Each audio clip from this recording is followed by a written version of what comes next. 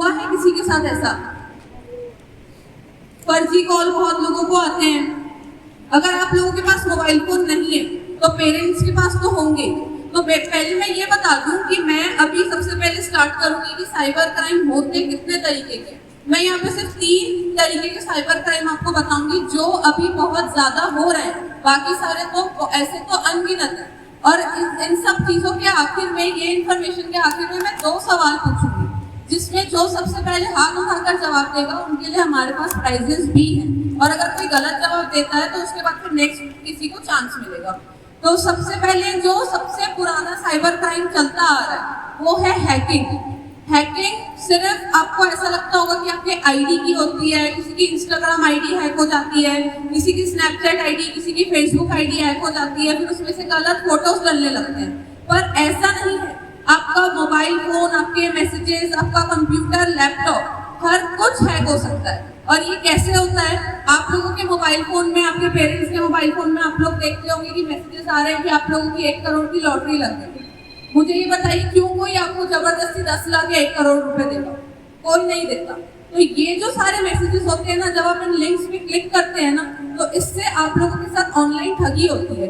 जब आपके पेरेंट्स के मोबाइल फोन जिसमें मैसेज आ रहा है उससे कोई ना कोई बैंक अकाउंट लिंक्ड होता है। हम सबको ये पता है कि जो भी हम बैंक अकाउंट खुलवाते हैं उसमें हमको फोन नंबर अपना देना पड़ता है। तो जब हमको कोई ऐसा मैसेज आता है तो जिस मोबाइल नंबर में ये मैसेज आ रहा होता है ना, उस मोबाइल नंबर से जो बैंक अकाउंट लिंक्ड होता है उसमें से पैसे निकाल लिए जाते हैं।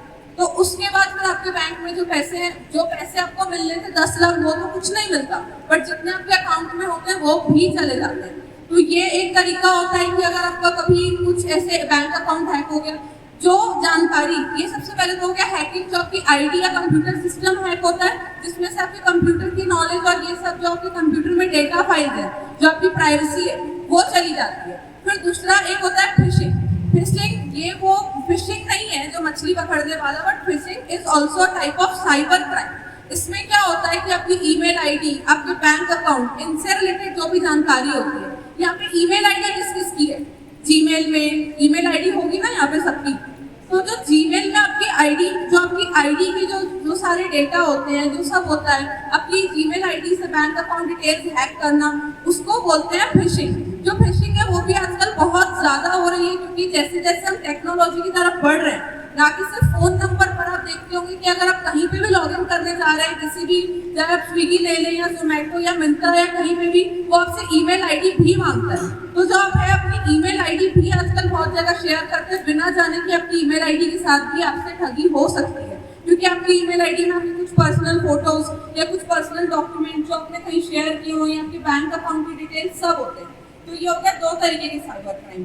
तीसरा होता है साइबर बुलिंग, जो ना कि सिर्फ आजकल लड़कियों के साथ बट लड़कों के साथ भी हो रहा है। ऐसा बहुत पहले हम ऐसा माना जाता है कि लड़कियों को फिजिकल और मेंटल हैरेसमेंट होती है, पर नहीं, लड़के भी लड़कों के साथ और लड़कियां भी लड़कों के साथ फिजिकल मेंटल हैरेसमेंट करते हैं।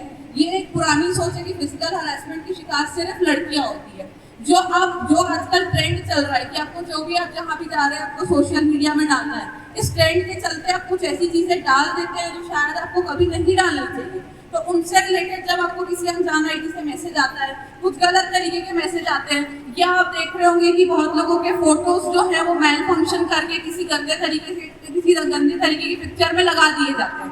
या आपको साइबर से ही आता है कि आप क्या कहते हैं, आपको ऐसे कुछ गलत मैसेजेस आते हैं जिससे ये समझ आता है कि सामने वाला आपका फिजिकल या मेंटल हैरेसमेंट कर रहा है। तो ये 3 तरीके की जो साइबर क्राइम है वो बहुत ज्यादा आज की डेट में बढ़ रहे हैं। और ये साइबर क्राइम जो है, आपको भले ही आपके मोबाइल, आपकी जो पर्सनल मोबाइल नहीं है, पर ये जानकारी आप अपने पेरेंट्स को जरूर दे सकते हैं कि कोई भी आपको सिर्फ मैसेज ही नहीं या कोई ऐसा कॉल है जिसमें आपको बोला जाए कि आपके फोन में एक ओटीपी आ रहा है, प्लीज शेयर कर दे।